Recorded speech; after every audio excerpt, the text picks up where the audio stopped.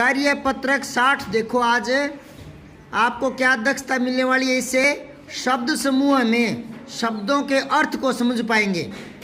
शब्दों के अर्थ को, कौन सा शब्द कैसे प्रयुक्त होता है, किस अर्थ में प्रयुक्त होता है। तो पहला देखो, दिए गए शब्द समूह में अलग अर्थ वाले शब्द पर गोला करना है। ये बाकी तो एक से अर्थ वाले हैं, इनमें से कोई एक अलग अर्थ वाला है वो छांटना है। जैसे इसमें दिन, वार, दिवस एक ही बात है, तो रात अलग हट गया, ये विलोम शब्द हो गया, उल्टा हो गया, अलग हो गया इनसे। फिर आग, अनल, अग्नि, मशाल, तो आग, अनल, अग्नि तीनों एक ही बात है, मशाल अलग चीज है। अगला है दोस्त, बंधु, दुश्मन, साथी, तो दोस्त, बंधु और साथी एक ही बात है, दुश्मन अलग हो गया। फिर है नेत्र, नयन और आंख, एक ही बात है, नेत्र, नयन, आंख, तो पलक अलग चीज हो गया। पलक आंखों के ऊपर होती है ना, उसको बोलते हैं। फिर पवन, वायु और हवा, ये तीनों एक ही बात है, तूफान। फिर दूसरा देखो, दिए गए शब्दों के तीन तीन पर्यायवाची लिखने हैं, तीन तीन अर्थ पर्यायवाची बोलते हैं उनको। एक समान अर्थ होते हैं ना, समान अर्थ वाले, उनको पर्यायवाची बोलते हैं। तो इसने एक करके बता दिया, गृह, घर, आलय, निवास, है ना, सदन, भवन, है ना, इस तरह से। तो तीन तीन बनाने आपको। तो अब धरा का क्या हो जाएगा, धरती, भू, भूमि, और क्या हो जाएगा, पृथ्वी, वेरी गुड, जमीन, ठीक है। तो खग का लिखो अब, खग, पक्षी, एक हो गया पखेरु, पखेरु जिसके पंख होते हैं ना पक्षी के, तो पखेरु भी बोलते हैं। एक पंछी भी बोलते हैं, पंछी, ठीक है ना, पै के ऊपर बिंदी और छी, पंछी। अब बादल के लिखो, मेघ, जल, दे देने वाला, जल देने वाला, जलद, वारिद, वारी देने वाला, नीरद, नीर देने वाला, अम्बुद, है ना, अम्बुद। अब पानी के, जल, नीर, वारी, अम्बु, तोय। अब आओ तीसरा, दिए गए शब्द युग्म की सहायता से वाक्यों को पूरा करना है। ये शब्द युग्म है, युग्म का मतलब होता है जोड़ा। तो शब्द जुड़े हुए ना एक से, शब्द युग्म, इनको पुनरावृत्ति भी बोलते हैं। तो सुबह सुबह, तरह तरह, सुनते सुनते, ऊंची ऊंची, एक इसने करके बता दिया, बगीचे में तरह तरह के फूल खिले हैं, खिले थे। तो यहाँ आपको लिखना है, शहर में ऊंची ऊंची इमारतें हैं, ऊंची ऊंची। जब दो समान शब्द आते हैं ना, तो उनके बीच में योजक चिन्ह आता है, और विपरीत आते हैं ना तो भी आता है। जैसे अच्छा बुरा, अच्छा बुरा के बीच में भी योजक चिन्ह आएगा, ठीक है ना। अब अगला देखो, बछड़ा गाय के, हाँ, पीछे पीछे चलने लगा। अब है तुम्हारी कक्षा, हाँ, सुबह सुबह लगेगी, सुबह सुबह। नेहा लोरी, हाँ, सुनते सुनते सो गई। अब एक चीज नई बताई हुई है, दोबारा दोहरा देता हूं। ये देखो, चलने लगा, तो पीछे पीछे, तो क्रिया से पहले आ रहा है ना, तो पीछे पीछे क्रिया विशेषण है। पीछे पीछे क्या है, क्रिया विशेषण। हाँ, सुबह सुबह क्लास लगेगी, तो लगेगी, सुबह सुबह लगेगी, तो सुबह सुबह भी क्रिया विशेषण है, ठीक है। फिर सुनते सुनते सो गई, हाँ, ये भी, ये नहीं है ऊंची ऊंची इमारतें, ये क्रिया विशेषण नहीं है। ये इमारतों से पहले आ गया ना, इमारत, इमारत तो संज्ञा शब्द है, तो ये विशेषण हो गया। ऊंचे ऊंचे विशेषण है, पीछे पीछे क्रिया विशेषण है। ये चीज समझ में आई कि नहीं आई। क्रिया से पहले आता है वो क्रिया विशेषण होता है, जो, हाँ, संज्ञा से पहले वो विशेषण होता है।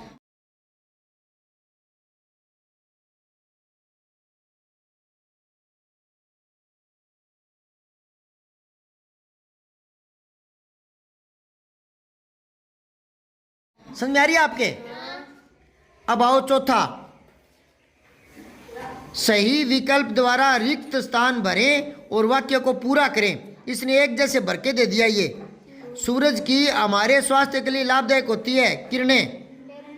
तो दूसरा देखो, क में आगे आओ। सत्य, अहिंसा और शांति के पुजारी थे। ये इसने प्रश्न गलत बना दिया। ऐसे नहीं बनाना चाहिए इसको, क्योंकि ये कह रहा है कि सत्य, अहिंसा और शांति के पुजारी थे, महात्मा गांधी बनना पड़ेगा। क्यों, नेहरू जी नहीं थे क्या? नेहरू जी असत्य को मानते थे क्या, या हिंसा को मानते थे क्या, या अशांति को मानते थे क्या? नहीं, इसने विकल्प गलत ले लिए। बोर्ड पे देखो इसको कैसे बनाना चाहिए था।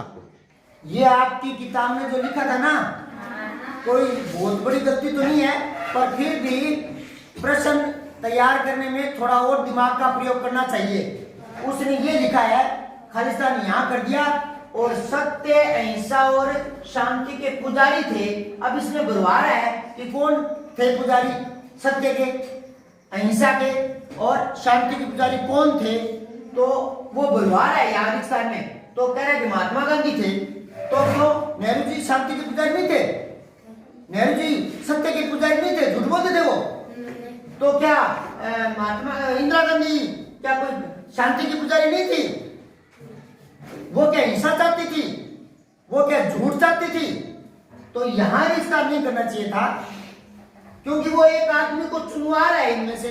इसका मतलब यहां रिश्ता करने का मतलब है कि वो इन चार में से एक चुनवा रहा है आपसे, तो आप इनको चुनोगे तो इनकी तो तौहीन हो रही है। नहीं समझे क्या? यहां रिश्ता नहीं करना चाहिए, इनमें से नहीं चुनवाओ और कोई मुद्दे से चुनवाओ। जैसे इसको ऐसे करना चाहिए था कि महात्मा गांधी अहिंसा और शांति के जुआरी थे, पुजारी थे, प्रभारी थे, दरबारी थे। तो यहां बुलवा लो कि पुजारी थे। ये अलग बात है, क्योंकि उन पर कोई बात कही गई है गांधी जी पर, और आप किसी पर कोई बात कहो तो इसका मतलब दूसरा नहीं होता। जैसे मान लो मैं कहूं कि मैं सत्य बोलता हूं, तो इसका अर्थ ये नहीं होता कि दूसरे झूठ बोलते हैं ना। मैं तुम्हें नहीं बता रहा हूं कि मैं बोलता हूं सत्य। आप किसी को बता रहे हो कि महात्मा गांधी जी इतने सन में पैदा हुए, तो इसका मतलब ये नहीं होता कि उस सन में कोई और पैदा नहीं हुआ। नहीं समझे क्या? अब मैं कहूं महात्मा गांधी ने आजादी के आंदोलन में भाग लिया, तो मैंने उनके बारे में बता दिया कि हाँ भाग लिया था। अब इसका अर्थ ये थोड़ी होता है कि दूसरों ने नहीं लिया, भगत सिंह ने नहीं लिया, ये थोड़ी अर्थ होता है। नहीं समझे क्या? पर यहाँ थोड़ा अर्थ पता लगता है। वो कह रहा है कि सत्य, अहिंसा और शांति के पुजारी कौन थे? तो कह रहे महात्मा गांधी थे। तो ये नहीं थे क्या? तो थोड़ा सा रिश्ता बनाते समय भी दिमाग का प्रयोग करना चाहिए, है ना? यहाँ इनमें से चंटवा रहे हैं, ये नेता लोग जरूर करते होंगे कहीं ना कहीं। जैसे आप पार्टी पंजाब में आई तो उनको पता लग गया कि पंजाब में ना सिख श्रद्धालु ज्यादा रहते हैं, तो उन्होंने शहीदों में से एक की फोटो ले ली, भगत सिंह की, और एक है उनको पता है कि आजकल जातिवादी भेदभाव फैला करके गुट बना रहे हैं, तो एक भीमराव अम्बेडकर जी की ले ली। जब वो चुनाव में जीते थे ना, तो एक भगत सिंह जी की और एक अम्बेडकर जी की। मुझे उनसे एलर्जी नहीं है, पर बात यह है कि इतने शहीदों में से एक को चुनना, तो इसका मतलब दूसरों की तौहीन हो रही है ना। ये तो गलत बात है ना। पर वो उनको वोट चाहिए बेटा, वो अलग राजनीति अलग है ना। ये बांटना, जातीय दंगों में बांटना, ये नेताओं के काम है, हमारे नहीं है। सारे बराबर हैं, भारत के रहने वाले सभी भारतीय हैं और सब समान है। क्या है? समान। सबको अपनी अपनी पूजा पद्धति का अधिकार है, कोई किसी दूसरे में हस्तक्षेप ना करे। मान लो मैं भगवान को मानता हूं, कोई नहीं मानता तो मत मान भाई, पर मैं मानता हूं तो तुम्हें एलर्जी नहीं होनी चाहिए ना। समझाई बात है? मान लो तुम भीमराव अम्बेडकर की पूजा कर रहे हो, करो, मैं भी करता हूं, पर इसका मूल्य थोड़ी है कि आप राम को गाली दोगे। नहीं, ना गुरु नानक जी को गाली देनी चाहिए, ना राम के बारे में भला बुरा कहना चाहिए, ना ईसा मसीह के बारे में। जो भी बड़े पुराने संत हुए हैं, किसी की किसी में मान्यता है, उनके बारे में उल्टे शब्द बोलना गलत है। हमारे लिए सारे सम्माननीय है। समझ में आई बात है? किसी एक को टारगेट नहीं करना चाहिए। जातीय दंगे फैलाने बहुत ही महापाप है। कुछ सोचते हैं कि इस तरह से जातीय बातें आगे उछाल कर लाएंगे ना, तो कुछ वर्ग हमारे पीछे झंडे लेकर हो जाएंगे, और हम जैसे हो जाते हैं तो उनके हौसले और बढ़ जाते हैं। तो जो भी जातीय बात करता है उसका बहिष्कार करो, जो जातीय भेदभाव करता है उसका बहिष्कार करो। सारे मनुष्य बराबर हैं, सारी जातियां बराबर हैं। जाति केवल पहचान के लिए बनी है, शोषण के लिए नहीं बनी। अब कोई यूज होता है कि ब्राह्मण लोग हमारा शोषण करते हैं, तो जो कर रहा है ना, जो कर रहा है उसके विरुद्ध कानून का सहारा लो, शिकायत करो। अरे भीमराव अंबेडकर जी ने कानून बनाया है, उसका सहारा लो ना, उस पर विश्वास करना सीखो ना। एक आदमी संविधान की किताब ले ली पर उस पर विश्वास कर नहीं रहे, एक दूसरे की जातियों पर छिंटा कसी कर रहे हैं, वो ऐसा था, वो ये था, वो ये था। अरे था तो था। आप तो अगर अच्छे हो भले हो तो अच्छी शिक्षा दो। अगर आप महात्मा हैं, कोई संत है, कोई दरबार लगाते हैं, आप में कोई अच्छी बात है वो बताओ, मानवता की बात है वो बताओ, मानवता को पलवित पोषित करने वाले कोई विषय है आपके पास, कोई कहानी है तो उनको बताओ, जिसमें समाज में समरूपता आए, समानता आए, समृद्धि आए, खुशहाली आए। ऐसी बातें तो है नहीं बताने की, तो एक दूसरे की धर्मों पर, जातियों पर कटाक्ष कर रहे हैं। और जब वो बात करते हैं ना, कई बार वीडियो वाली देखते हैं तो यूं लगता है जैसे वो दूसरे के दुश्मन है और अब ये भी पता नहीं क्या कर देंगे, और होता कुछ नहीं। समाज में हमारे अड़ोस पड़ोस में ब्राह्मण भी रहते हैं, शूद्र भी रहते हैं, छोटी जाति के, बड़ी जाति, जातियां कोई छोटी बड़ी नहीं होती। पर जो लोग कहते हैं ना, तो मैं उस हिसाब से बात कर रहा हूँ। सारे रहते हैं समाज में तो, है ना, पर पड़ोस में रहते हैं, पर वो मुद्दा उठाएंगे तो अपने पीछे भीड़ इकट्ठी करने के लिए उठाते हैं। ये जातीय जहर घोलना बहुत ही पाप है। तो हमें तो ये भेदभाव नहीं करना। क्या नहीं करना? सारे मनुष्य, सारी जातियां केवल पहचान के लिए होती है। जाति ना वो पहचान के लिए होती है कि भूप सिंह कौन सा, कि वो पुनिया कौन सा, कि वो ब्राह्मण कौन सा, कि वो नाई, वो जो भी है ना, पहचान के लिए होती है। जातियों को ज्यादा सिर पर नहीं चढ़ाना चाहिए, ठीक है ना। इनसे काम लो, जातियों से पहचान के लिए बस। बाकी एक ही जात है, मनुष्य जाति, ठीक है। तो यहाँ देखो, अगर आप इसकी बजाय ये करो ना कि महात्मा गांधी सत्य, अहिंसा और शांति के पुजारी थे, तो यहाँ पुजारी बुलवा लो, ये ठीक है। अब इससे ये नहीं अर्थ होता कि दूसरे पुजारी नहीं थे, नहीं, वही बात आ गई। अगर मैं कहूं कि सुभाष चंद्र बोस ने आजादी के आंदोलन में भाग लिया, तो ये तो मैंने सुभाष चंद्र बोस की जात के बारे में बताई है कि भाग लिया कि नहीं लिया। इसका अर्थ ये थोड़ी होता है कि दूसरों ने नहीं लिया, ये थोड़ी होता है। अगर मैं कहूं कि मैं आपको हिंदी पढ़ा रहा हूं, तो मैं यूं थोड़ी कह रहा हूं कि विश्व में कहीं कोई मेरे अलावा हिंदी पढ़ाता नहीं है, ऐसे थोड़ी होता है। तो ये बना सकते हो, या यूं कर सकते हो, इनमें से किसी एक को कम कर लो। जैसे यहाँ महात्मा गांधी सत्य, अहिंसा और इनमें से किसी एक को कम कर लो, के पुजारी थे, तो यहाँ हाँ सत्य, अहिंसा और शांति, यहाँ बना लो शांति, क्रांति, भ्रांति, भेदभाव के पुजारी थे, तो भेदभाव के थोड़ी थे, शांति के थे। तो ऐसे बनाने चाहिए, बहुत सोच कर, क्योंकि आपकी ये जो किताबें ना, ये कोई एक बच्चा नहीं पढ़ता, और ना ही आज तक सिर्फ पूरा राजस्थान पढ़ता है, पूरा भारत पढ़ता है। चलो आगे देखो, अगला प्रश्न। देश के वीर अपने देश की आन बान शान के लिए बलिदान दे देते हैं, ए आएगा इसमें, ठीक है।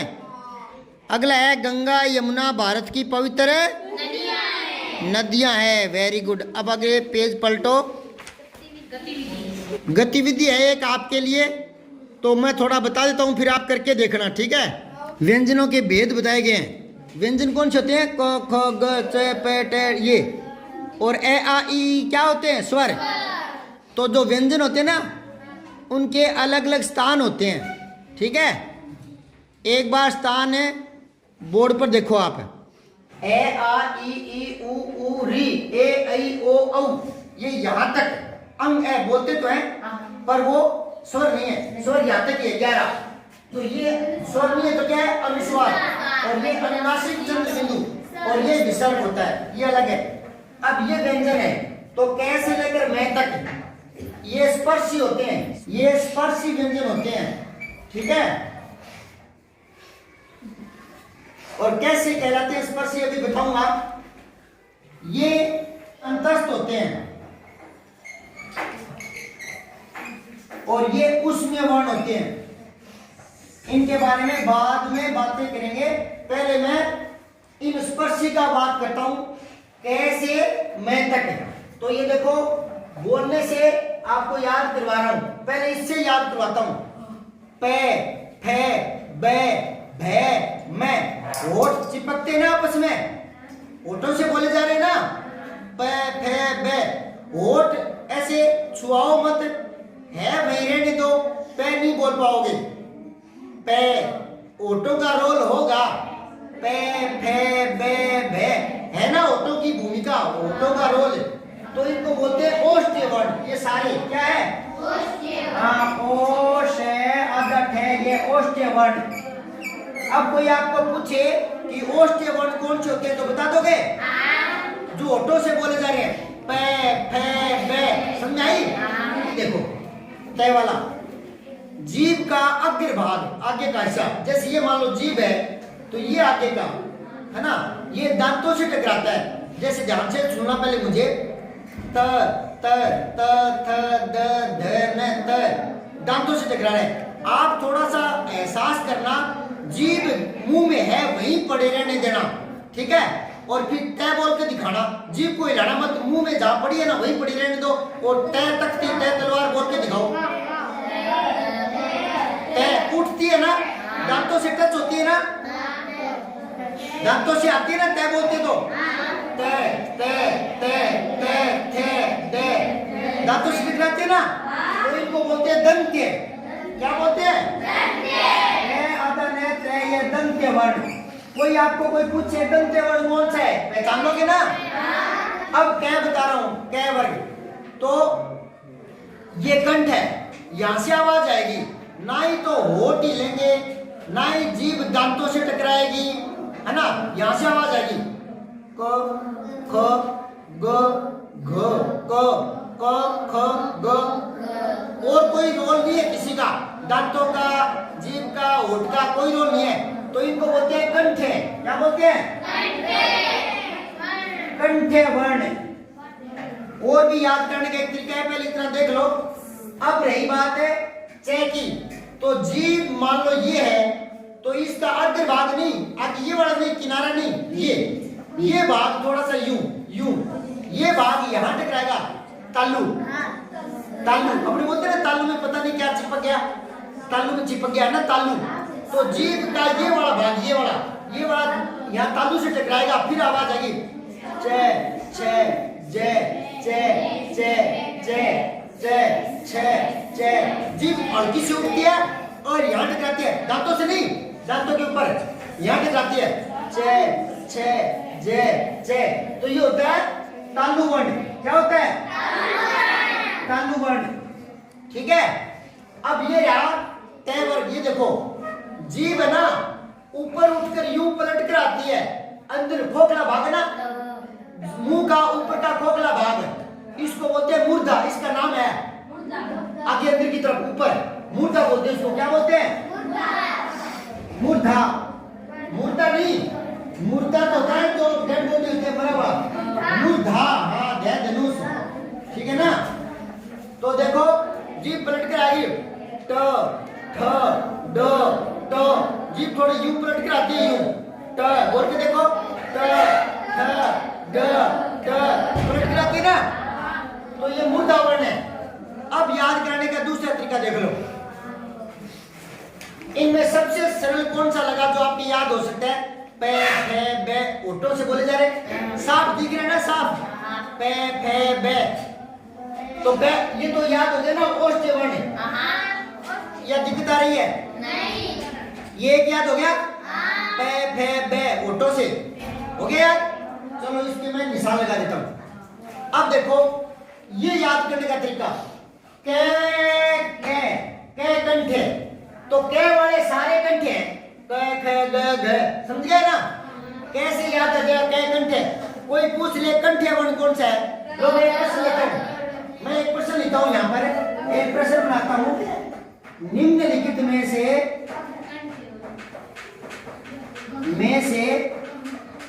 कंठे वर्ण बताइए, कंठे वर्ण बताइए। तो मैं यहाँ पर दे रहा हूं 4, तो मैं भ ठ और च, तो सोचो थोड़ा सा, पे पे बे बे में, ये तो उस रेंज में आ रहा है ना, तो ये तो ओष्ठ्य है, कंठे पूछ रहे हो, इसको कम कर लो।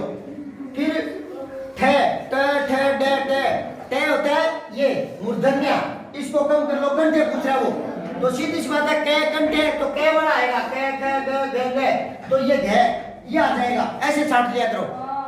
अच्छा ये दो याद हो गए ना, ओष्ठ्य और कंठे। ओष्ठ्य तो ओठों से पता लग रहा है पै फै बे, और कंठे का कैसे याद रख लो, कै वाली लाइन पूरी कंठे होगी, दो याद होगी ना। अब देखो तय ये अपने आप याद होगी, कैसे यहां से देख लो, तय ये रहा आधा तय, और ने ये रहा आधा ने, और दे ये रहा, यानी तय आ गया इसमें और ने आ गया इसमें और दे भी आ गया, यानी आगे वाला पीछे वाला बीच वाला सारा ही आ गया। कोई कहते ना कि आगे वाले आ जाओ, फिर बोले पीछे वाले आ जाओ, फिर बीच वाले भी आ जाओ, तो सारे ही आ गए ना। तो इस नाम में ही सारे आ गए। कोई पूछे दंते कौन से, बोल यही है, यही। कोई पूछे ना आपसे दंते कौन से, यही है, दे दे दे दे यही। याद हुआ नहीं हुआ? कोई आपसे पूछे दंते कौन से है, कि यही होते हैं दंते, यही कौन से, ये दे दे दे दे, ठीक है। ये पूरी लाइन दंते है। तो कितने याद हो गए 5 में से? 1 2 3 याद हो गए, अभी 2 बचे। तो च होता है चिपकना, अपने बोलते हैं ना तालू में चिपक गया, च चिपकना, च से याद करने के लिए, यही याद करने के लिए च चिपकना, च चिपकना। तो तालू में कहते हैं ना चिपक गया तालू, तो इसे चिपकना से तालू याद रख लो। तो च वाली सारी लाइन तालू की हो गई, ठीक है।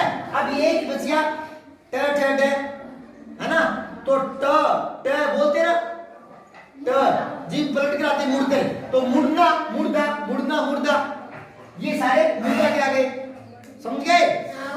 तो देखो इधर जो व्यंजन मूलतः कंठ की सहायता से उच्चारित होते हैं वो कंठे कहलाते हैं, है ना।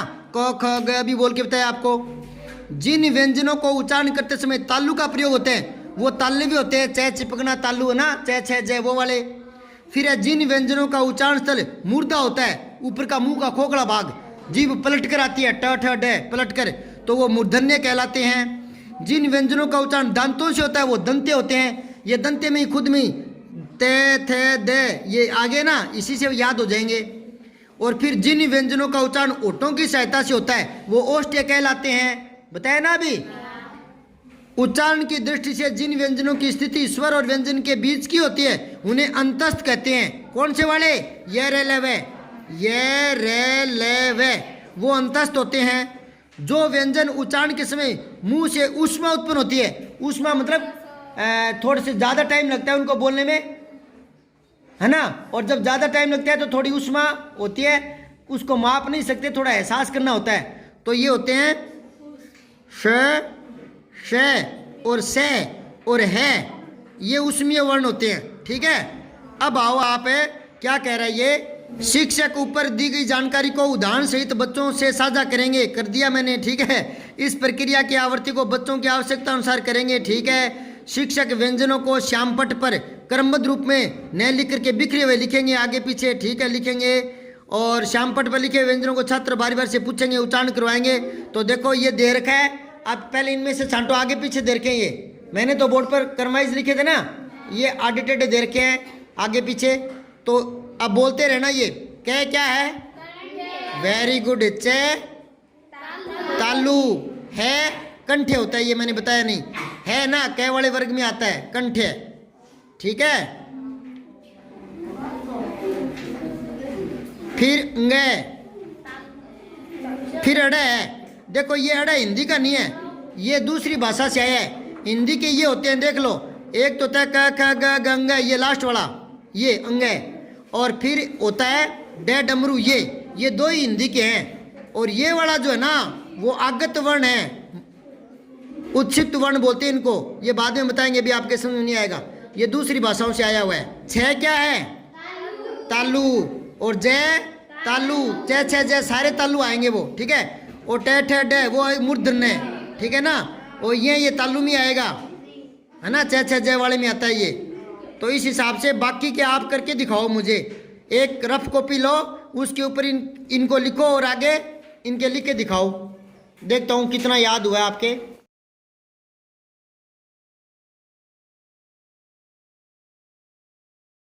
तलवार की नोक पर या एटम बम के डर से कोई हमारे देश को झुकाना चाहे, दबाना चाहे, ये देश हमारा दबने वाला नहीं। सब्सक्राइब करके बेल आइकन जरूर दबाएं।